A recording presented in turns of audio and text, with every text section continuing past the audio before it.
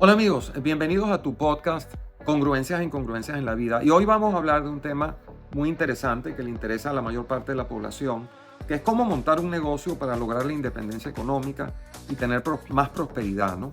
Y lo primero que tienes que hacer, la regla de oro aquí, es identificar una necesidad, algo que realmente la sociedad necesite, que llene un vacío, que sea algo que resuelva un problema, ¿no?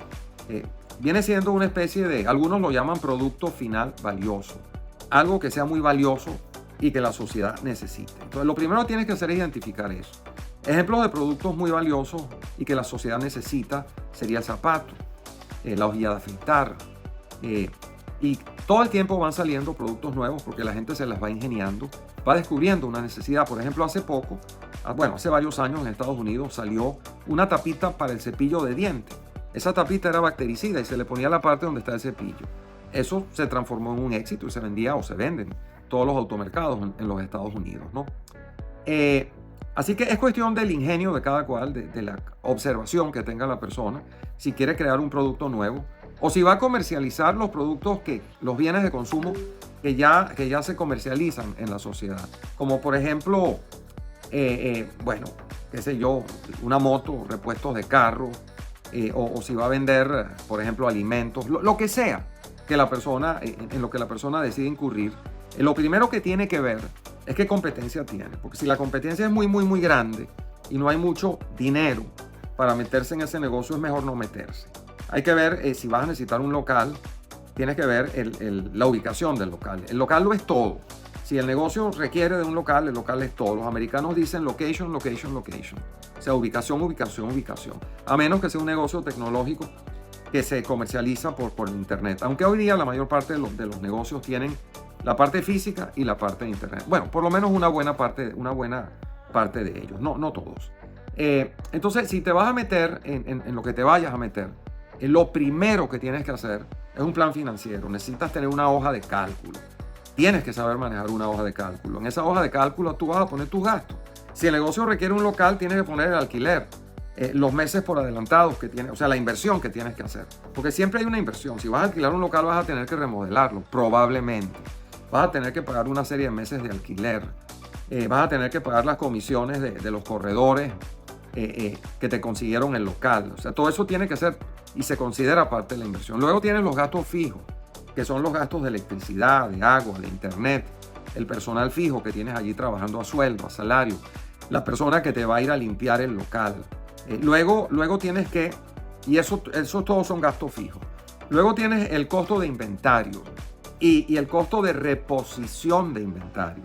Por ejemplo, hay algunos negocios que necesitan, donde tú tienes que comprar un inventario mínimo de 3 meses porque la fábrica que te va a dar el producto, que te va a suplir el producto, necesita que le compres como mínimo 3 meses de inventario. Tú tienes que ver eso como una inversión. Tienes que ver el tiempo que la fábrica se tarda en reponerte el inventario. Eso es algo importantísimo, porque si tú compras 3 meses de inventario y la fábrica se tarda 4 meses en reponerte el inventario, vas a estar un mes sin vender nada. Eso es muy importante. Necesitas tomar en cuenta el costo del mercadeo.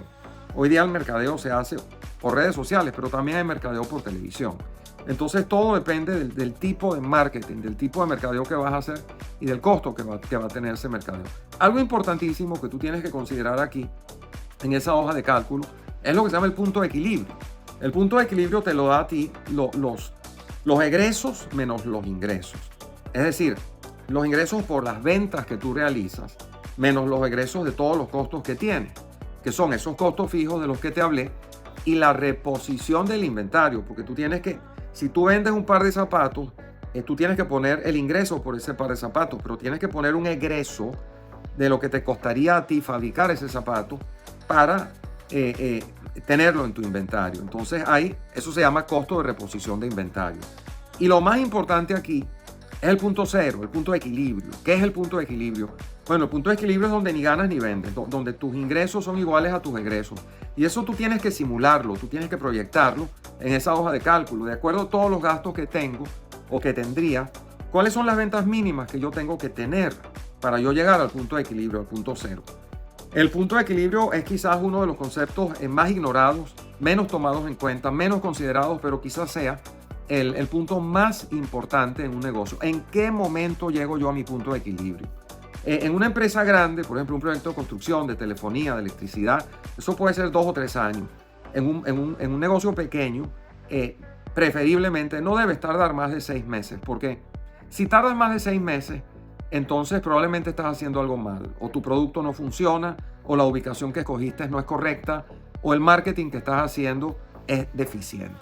Entonces es muy importante, porque tampoco vas a trabajar con pérdidas. Y si tú tardas 6 meses en llegar a punto de equilibrio, tú vas a estar gastando plata y perdiendo dinero durante esos 6 meses. Dinero tuyo o dinero que te habrá dado quizás algún inversionista o algún grupo de inversionistas. Entonces el punto de equilibrio es fundamental.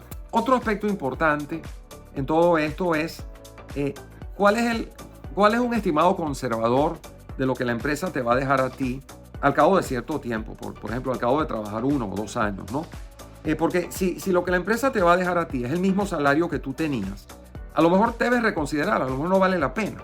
O sea, uno no está haciendo un negocio porque con un negocio uno se lleva los problemas a la casa, las 24 horas del día y los fines de semana. Cuando tú eres empleado, tú por lo general no te llevas el problema a la casa. Tú trabajas de lunes a viernes y dejaste eso allí, te olvidaste de eso y luego compartes con tu familia. Pero cuando eres empresario, no.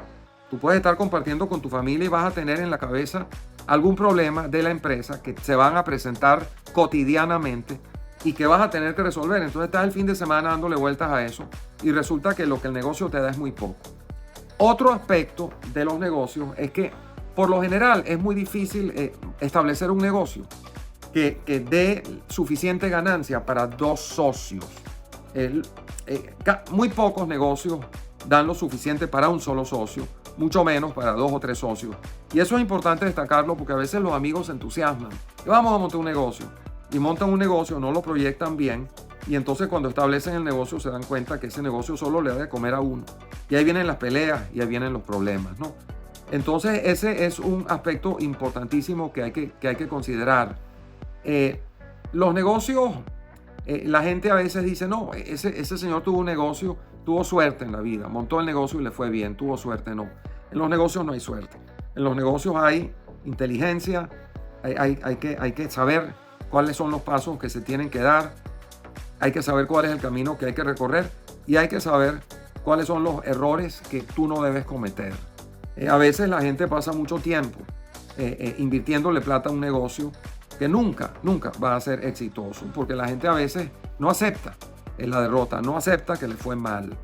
Y a veces es preferible retirarse un día para ser exitoso otro día. Y con eso termino esta fase de cómo lograr establecer un negocio exitosamente. Por cierto, suscríbete a mis redes, eso siempre se me olvida decirlo. Y si te gustó, pues suscríbete a mi podcast. Hasta la próxima.